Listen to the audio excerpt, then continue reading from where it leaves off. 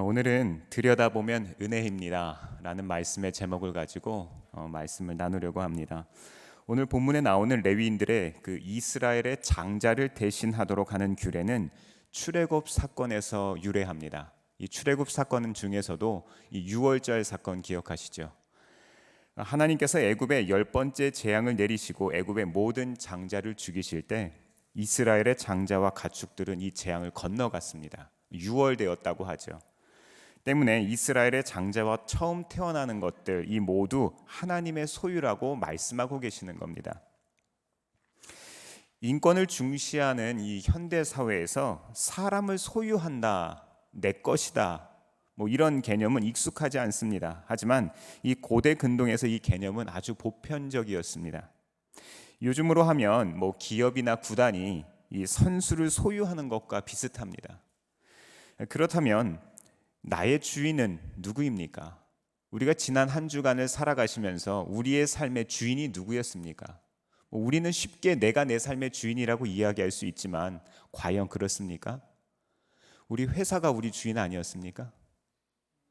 우리 가게가 우리 주인 아니었습니까? 우리 자식이 우리의 삶의 주인 아니었습니까? 내 시간과 내 마음 모든 것들을 쏟아 부을 만큼 내 삶에 가장 귀한 가치를 가졌던 그것이 우리의 삶의 주인 아니었습니까? 당연히 교회 안에서는 우리가 하나님이라고 고백합니다. 오늘 말씀은요, 우리 진짜 소속이 어디냐고 이야기하는 거예요. 지난 월드컵 얼마 안 됐습니다. 이 월드컵 기간에 이 아주 유명한 축구 선수들이 굉장히 많이 나와서 세계적인 경기를 펼쳤는데요. 그 경기를 할 때 제일 마음고생을 했던 사람들이 있습니다. 누군 줄 아세요?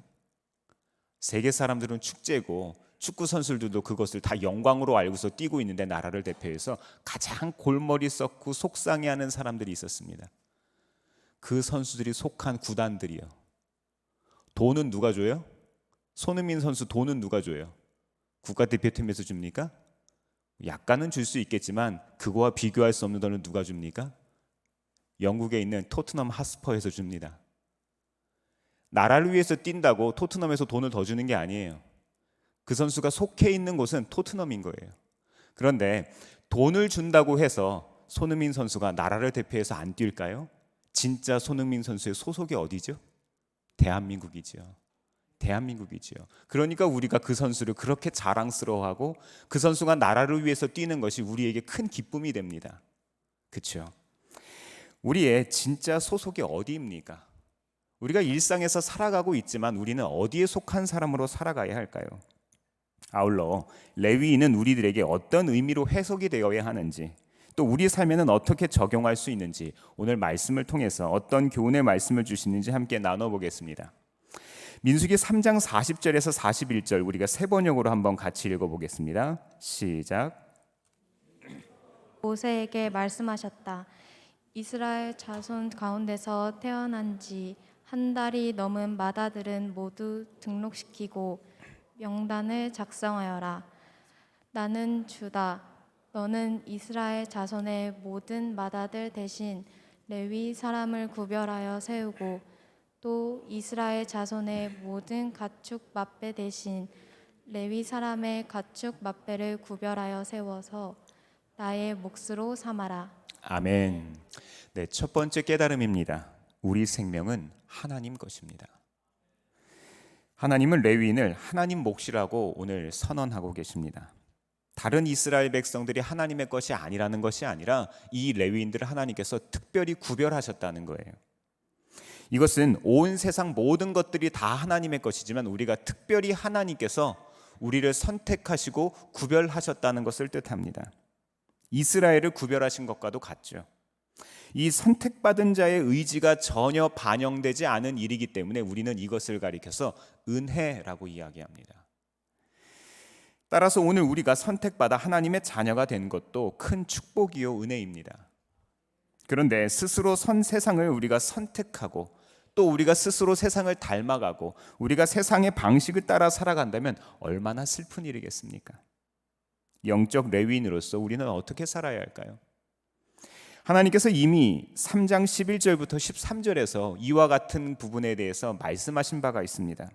이스라엘 중에 레위인은 이스라엘 자손 중 태어난 모든 마지를 구별해서 구별된 하나님의 소유라고 확증하셨는데 오늘 원칙을 다시 한번 이야기하고 계세요. 똑같은 3장에서 또 이야기하십니다. 이스라엘 백성들을 계수할 때요, 전쟁에 나갈 수 있는 사람을 보통 몇 살부터 계수를 하죠? 20살부터 계수를 합니다. 우리나라도 20살부터 군대를 가죠. 오늘 말씀에서 이스라엘 백성들의 장자를 계수할 때는 그런데요, 태어난 지 1개월 이상 된 사람부터 계수를 합니다. 이상합니다. 20살 이상부터 하면 되는데 왜 굳이 이렇게 할까요? 지금까지의 방법과는 전혀 다른 방법을 택하고 계십니다. 이것은 온전히 하나님의 소유라는 뜻입니다. 모든 것들이 하나님께 속했다는 것을 이야기합니다. 하나님은 이스라엘 장자에 대한 그분의 소유권을 매우 강조하셨는데요, 그들을 선택해서 하나님의 소유로 돌리는 것은 하나님의 하나님 되심을 나타내는 장치라는 거예요. 왜냐하면 하나님께서 애굽에 내린 재앙을 통해서 이스라엘 백성들에게 생명을 허락하셨고 구원에 대한 증거를 미리 보여주셨기 때문입니다. 하나님께서 레위인들을, 이스라엘 장자들을 대신해서 받으시는 것에는요, 역사적인 배경이 있습니다. 창세기 49장을 보면은요, 야곱이 레위 지파의 미래를 예언할 때 레위가 시므온과 함께 이렇게 폭력을 행했던 일들, 이 때문에 그들이 재앙을 겪고 흩어질 것이라고 예언했습니다. 하지만 이 레위 지파는 출애굽기 32장의 금송아지 사건 기억하시죠? 금송아지 사건 때 누가 내 편에 설 것인가 라고 모세가 이야기했을 때 모세 편에 섭니다. 그리고 온전히 헌신합니다. 이 때문에 레위 지파는 성소에서 섬길 수 있는 특권이 주어졌다고 성경은 이야기합니다. 레위인들은 이스라엘의 장자를 대신하는 사람들입니다. 이는 모든 처음 태어난 짐승들에게까지 적용됩니다. 사람들만 이야기하는 게 아니에요. 45절 말씀을 보면 이스라엘 백성들의 가축들을 대신해서 레위인의 가축을 취하라고 명령하십니다.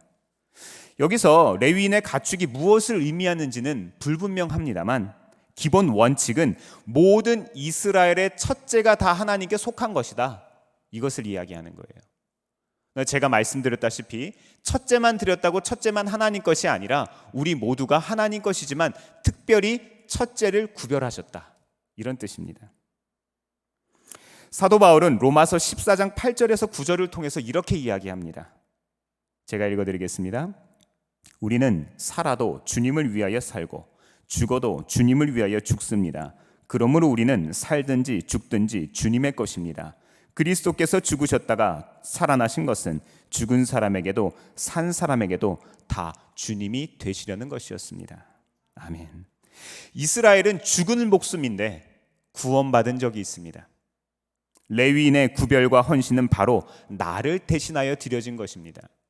이것은 완전한 대제사장이신 예수님, 이 예수님의 대속적인 죽음을 예언하는 내용입니다. 사랑하는 성도 여러분, 우리의 목숨값을 예수님께서 이미 지불하셨습니다. 우리의 생명은 하나님께 속해 있습니다. 두 번째 깨달음입니다. 세상 모든 일에는 목적이 있습니다. 민수기 3장 42절에서 45절 말씀 같이 한번 읽어볼까요? 시작. 대로 이스라엘 자손 가운데 있는 모든 마다들을 다 등록시켰다. 태어난 지 한 달이 넘은 이들로서 명단에 등록된 마다들은 모두 22,273명이었다. 주님께서 모세에게 말씀하셨다. 너는 이스라엘 자손의 모든 마다들 대신 레위 사람을 구별하여 세우고 이스라엘 자손의 가축 맏배 대신 레위 사람의 가축 맏배를 구별하여 세워라. 레위 사람은 나의 몫이다. 나는 주다. 아멘. 아멘. 하나님의 명령에 따라 이스라엘 백성 중에 한 달 이상 된 그 마지의 수를 계수하니까 22,273명이었습니다. 그런데 28절에서 계수된 레위인들의 숫자는 총 22,000명이에요. 숫자가 달라요. 결국 이 장자의 수가 273명 정도 더 많은 것이 문제가 되고 있습니다. 이것을 해결하기 위해서 하나님께서는 대속할 수 있는 돈, 즉 속전을 낼 수 있도록 하셨는데 각 사람을 위해서 이 5세겔의 성소 3개를 내고 속할 수 있도록 하셨습니다. 이렇게 장자들을 위한 대속 혹은 속전을 강조하심으로써 하나님께서는 이스라엘 백성들에게 출애굽 사건을 다시 한번 생각나게 하시는 거예요. 너희들이 이런 일이 있지 않았니? 너희들이 이런 일들이 있을 때에 내가 너희를 살리신 하나님이다. 이런 이야기를 하시는 거예요. 우리의 삶의 예배도 마찬가지입니다. 한번 구원받은 사람들이지만 우리가 함께 모여서 예배드리는 것, 우리를 구원해 주시고 우리를 만나 주시고 우리를 인도하신 그 하나님을 기억하는 거예요. 우리가 주일을 성수하고 또 예배를 성수하는 이유는 받은 은혜를 기억하기 위함입니다. 성전의 예배, 정해진 시간의 이 예배와 모임, 이 모든 것들은 우리를 불편하게 하기 위한 것들이 아니라 오히려 하나님의 은혜로 구속함을 받았다는 이 사실을 확인하고 다시 고백할 수 있도록 하는 장치라는 것이죠. 하나님은 1개월 이상 된 처음 태어난 남자의 수를 세고 그들 대신 레위인을 하나님께 돌리라고 이야기하고 계십니다. 가축 중에서 처음 태어난 것을 대신해서 레위인의 가축을 돌리라고도 이야기를 하셨어요. 이에 이스라엘은 애굽에서 내린 이 마지막 재앙에서 하나님의 은혜로 살아남은 모든 장자와 가축 중에서 처음 난 것의 수도 확인을 합니다. 그들과 그들이 대표하는 이 모든 이스라엘은 이미 죽은 목숨인데 하나님께서 어린 양의 목숨을 대신 주어 살리셨으니 이제 그들은 전적으로 하나님의 것입니다. 그리고 하나님을 위해서 살아야만 하는 것입니다. 레위인의 헌신은 곧 이스라엘의 헌신을 상징하면서 대신합니다. 오늘날 우리도 하나님께 부름받았습니다. 하나님의 딸, 하나님의 아들로 자녀되었습니다. 선택받은 모든 그리스도인들이 사실 영적 레위인이라고 할 수 있습니다. 베드로전서 2장 9절은 우리에게 이렇게 이야기하고 있습니다. 그러나 여러분은 택하심을 받은 족속이요 왕과 같은 제사장들이요 거룩한 민족이요 하나님의 소유가 된 백성입니다. 그래서 여러분을 어둠에서 불러내어 자기의 놀라운 빛 가운데로 인도하신 분의 업적을 여러분이 선포하는 것입니다. 아멘. 왕 같은 제사장이란 어떤 사람들일까요? 모두 죄와 사망의 노예로 자신을 위해서 살았던 인생은 죽었고 새 생명으로 두 번째 인생을 살아가는 사람들입니다. 내 생명이 아니라 예수님의 생명으로 대신 살아가는 사람들. 지난주에 제가 저희 아이들이 요즘에 슬기로운 의사생활을 다시 보고 있는데요. 그거를 제가 지나가다가 한번 봤어요. 그랬더니 한 어린아이가 간이식을 받는 장면에서 이 부모님들이 너무 감사해하는 이야기가 나옵니다. 의사 선생님에게 너무 감사하다는 이야기 계속하면서 눈물을 막 흘리는 거예요. 그랬더니 의사 선생님이 이렇게 이야기하시는 거예요. 수혜자 부모님들에게 이렇게 이야기하십니다. 제가 한 거 아무것도 없습니다. 제가 한 건 수술밖에 없어요. 뇌사 판정받은 20대 초반의 여자분, 그분이 아이 살린 겁니다. 매년 아이 생일 때마다 말씀해 주시고 새 생명으로 열심히 사셨으면 좋겠습니다. 이런 이야기를 하는 것을 들었습니다. 네, 그렇습니다. 우리는 신앙생활에 진심을 다해야 합니다. 우리는 교회에 나와서 예배드리는 이 1시간만 우리의 예배로 여길 것이 아니라 우리의 삶 자체를 하나님 앞에 예배를 드려야 할 것입니다. 우리의 일상의 예배, 우리의 삶의 예배가 성공하기를 바랍니다. 코로나 이후 예배의 문화가 많이 바뀌었죠. 대면 예배와 비대면 예배가 동시에 이루어지고 많은 예배의 모임들이 또 축소되거나 다양한 모습으로 변화되었습니다. 이 코로나에 대한 인식이 전환되면서 많이 회복하고 있긴 하지만 이 대다수 성도들에게 이 비대면 온라인 예배 형태는 더 이상 낯설지 않습니다. 또 오히려 몸이 불편하신 분들이나 근무 형태 때문에 예배의 자리를 지키지 못하는 분들에게는 긍정적인 효과도 있습니다. 코로나 이후 교회 공동체가 저는요 질적으로 더 건강해지고 있다고 봅니다. 코로나를 통해서 사람이 얼마나 소중한지 우리는 알게 되었습니다. 코로나를 통해서 일상의 예배가 얼마나 소중한지 우리는 알게 되었습니다.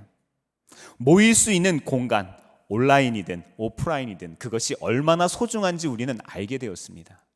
옆에 계시는 분들 한번 이렇게 보세요. 이 사람들이 얼마나 소중한지 우리는 이제 알게 된 거예요. 그렇죠? 양쪽으론 적어진 것 같지만 우리 마음은 더 진실해졌습니다. 하나님께는 많은 수보다 하나님을 진실로 사랑하는 한 사람, 그 한 사람이 중요합니다. 하나님은 그 한 사람이 더 필요하셨는지도 모르겠습니다. 이렇게 신앙생활이라는 것은 함께 해야 하는 거예요. 온라인이든 오프라인이든 우리는 함께 모여야 합니다. 교회란 무엇입니까? 에클레시아, 즉 예수님을 구주로 믿는 사람들의 모임을 뜻합니다. 우리 한 사람 한 사람이 모여서 교회가 됩니다. 하나님의 구원 계획은 하나님 홀로 하실 수 있음에도 불구하고 하나님께서 홀로 하지 않으셨어요. 참 놀랍죠. 하나님은 우리와 동역하는 것을 선택하셨습니다.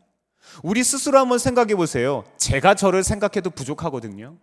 우리 스스로 생각해도 여러 가지 제한을 가진 이런 존재들인데도 불구하고 하나님께서 왜 이 제한적인 존재들과 동역하기로 선택하셨을까요? 예수님께서 부족한 제자들과 동역하셨던 것처럼 말입니다. 이것이 은혜라는 거예요. 서로 힘이 되고 위로하며 우리는 손잡아 줄 수 있어야 합니다. 홀로 할 수 있는 부분이 있지만 공동체 안에서 자라나는 것이 우리의 신앙이 건강해지는 것이라고 하나님께서 말씀해 주시는 거예요. 하나님께서 혼자 안 하고 싶으시겠습니까? 그런데 왜 우리와 함께 하십니까? 우리도 함께 하라는 거예요. 이렇게 자라나야 우리의 신앙이 건강해집니다. 사랑하는 성도 여러분, 하나님의 우리를 향한 계획, 하나님의 목적은 항상 정확하십니다. 따로 또 같이 그렇게 하나님의 나라로 함께 걸어가시기를 바랍니다. 세 번째 깨달음입니다. 예수님이 우리의 삶의 중재자가 되십니다. 민수기 3장 46절에서 48절까지 말씀을 같이 한번 읽어볼까요? 시작. 이스라엘 자손의 맏아들은 그 수요가 레위 사람보다 273명이 더 많으므로 나머지 사람은 그 수만큼 속전 곧 물어내는 값을 치러야 한다. 한 사람의 5세겔씩 묻도록 하여라. 세겔은 성소에서 따르는 방식대로 20게라를 한 세겔로 계산하여라. 그 돈은 아론과 그 아들들에게 주어서 나머지 사람을 물어내기 위하여 치른 속전으로 삼아라. 아멘. 앞서 말씀드린 바와 같이 이스라엘 장자의 수는요 22,273명인데 레위인의 수는 22,000명이에요. 하나님은 이스라엘의 레위인을 대신할 수 없는 이 273명에 대해서 그냥 넘어갈 수 있는데 왜 안 넘어가실까요? 아니, 생명을 살려줬으면 이 정도는 넘어갈 수 있는 거 아닙니까? 하나님이면 이 정도는 넘어가셔야지. 너무 째째한 것 아닙니까? 1365세겔, 이 1365세겔을 아론과 그 아들 대제사장들, 이 제사장들에게 주라고 하나님께서 이야기하셨는데, 이것은 하나님께서 이스라엘을 구속하신 것, 하나님께서 이스라엘을 사신 것은 큰 대가를 치른 일임을 확실하게 보여주고자 하는 거예요. 그냥 넘어가지 않으십니다. 47절 말씀은 이 히브리어 본문으로 보면은요, 각 사람을 위한 5세겔의 속전을 강조하는 내용이 있습니다. 이것이 말하는 바는 이 대속은 하나님의 강력한 의지의 표현이라는 거예요.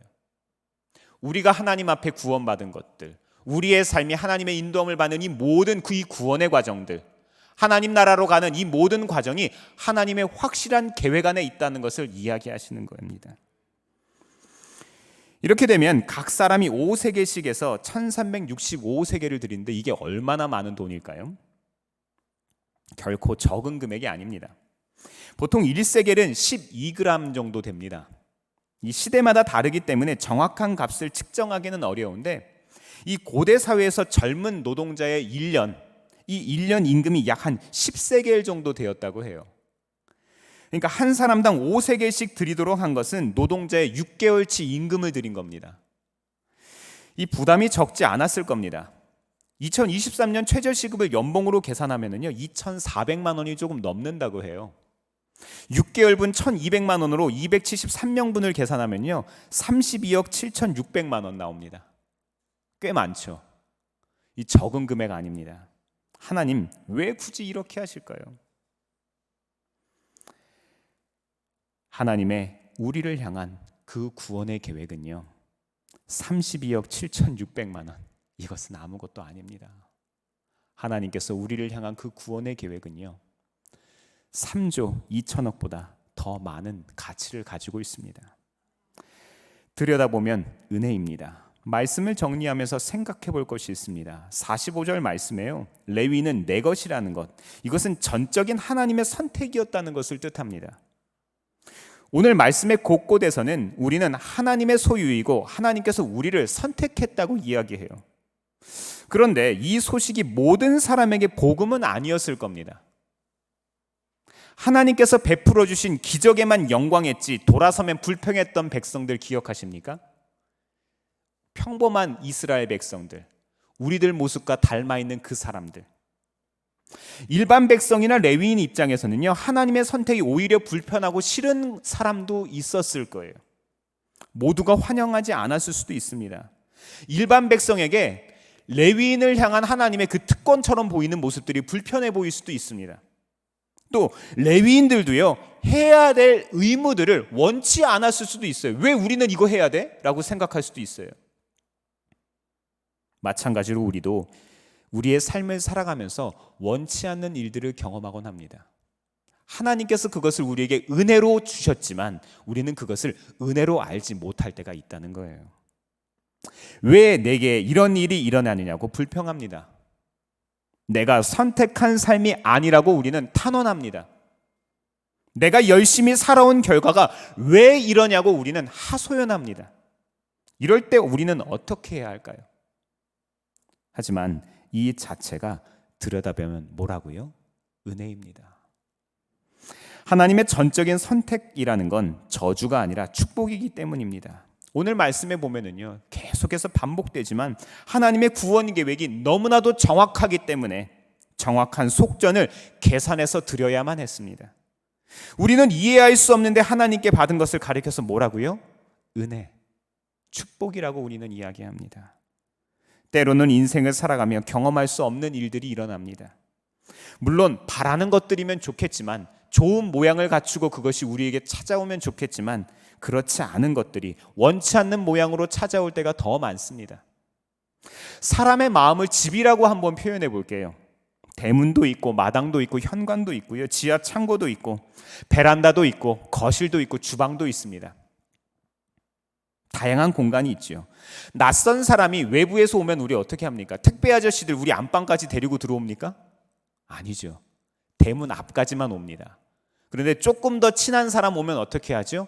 대문을 열고 얼굴을 봅니다. 그리고 조금 더 용무가 있거나 가까운 사람들은 어떻게 합니까? 우리 집 마당까지 들어옵니다. 조금 더 가까운 사람들은 우리 집 현관을 열고 우리 집 거실까지 들어옵니다. 거기서 시간을 보내고 즐거운 시간을 보내기도 합니다. 그런데 안방까지는 들어가지 않습니다.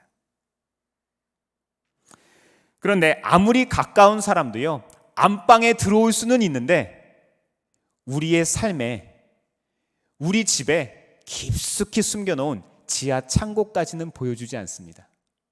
거기에 무엇이 있는지 아무도 몰라요. 사람들은 살아가면서 이 경험하는 상처와 고통이라는 것, 우리의 삶에 좋지 않은 것이라고 스스로 느끼는 것들을요, 마음의 지하 창고에 다 꼭꼭 숨겨놓습니다. 하나씩 하나씩 쌓아둬요. 그리고 문을 닫고 자물쇠를 채우고 아무렇지도 않게 살아갑니다. 사람들이 방문할 때마다 어떤 사람은 대문만 열어주고, 어떤 사람은 마당까지, 어떤 사람은 현관까지, 어떤 사람은 안방까지 내 삶의 자리를 내어주고 살아가지만 내 마음의 지하 창고는 아무에게도 보여주지 않습니다. 하지만 누군가 내 마음의 창고를 아는 척할 때마다 우리는 소스라치게 놀랍니다. 정리되지 않은 내 창고를 들킬 것 같을 때마다, 누군가 내 창고에 대해서 이야기할 때마다 화가 납니다. 참을 수가 없습니다. 부끄럽습니다. 그런데 오랜만에 집안 대청소를 하면서 창고가 보입니다. 저 지하 창고 한번 정리해 볼까? 오랜만에 그 창고에 있는 것들을 하나씩 하나씩 거실로 마당으로 꺼내와서 이것을 돌아보고 닦아보고 열어봤더니 꽤 쓸만합니다. 이런 게 다 있었네? 이런 게 있었네? 당근마켓에 내다 팔기도 하고 중고장터에 내다 팝니다. 또 누구가 필요한 사람이 있다면 그것을 무료로 나눔을 하기도 합니다. 용돈도 되고요. 마음의 씀씀이가 넓어지는 것 같습니다. 지하 창고에 쌓아두었던 것이 나쁜 것들만 있던 것이 아니었습니다. 우리 인생의 흔적들도 그렇습니다. 지금 내 삶의 고통 같은 불편한 것들이 들여다보면 은혜입니다. 자, 우리 마음의 창고에는 무엇들이 들어 있습니까? 우리가 인생을 살아가면서 경험한 슬픔, 고통, 어려움, 문제, 어떤 것들이 들어 있습니까? 잡동사니들처럼, 아니 쓰레기처럼 한 구석에 우리가 쌓아놨던 것들, 이것은 이제 우리가 꺼내 보아야 합니다. 근데 이것을 우리가 마음대로 꺼내 볼 수 있을까요? 우리가 이것을 어떻게 꺼내 볼 수 있을까요? 우리가 이것을 꺼내 본들 우리가 이것을 어떻게 분별하고 우리가 이것을 어떻게 해결할 수 있을까요?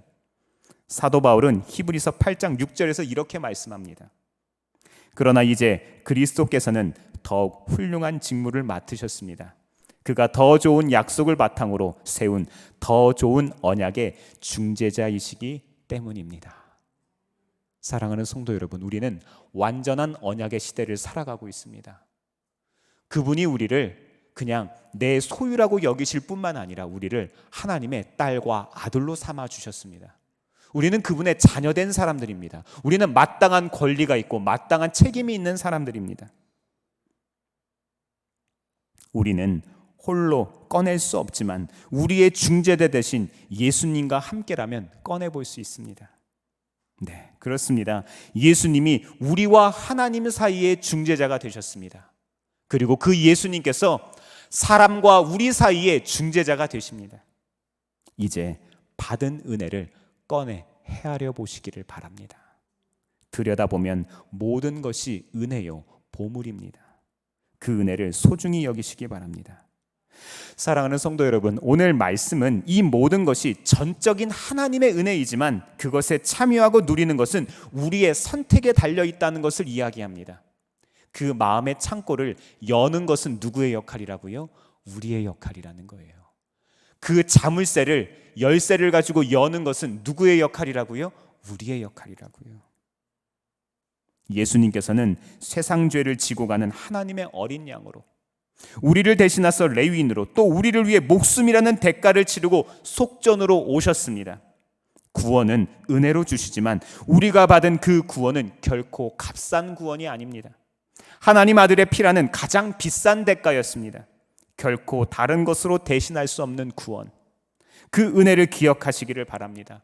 그리고 우리의 삶이 우리를 속일 때마다 믿음으로 가만히 들여다보시기를 바랍니다.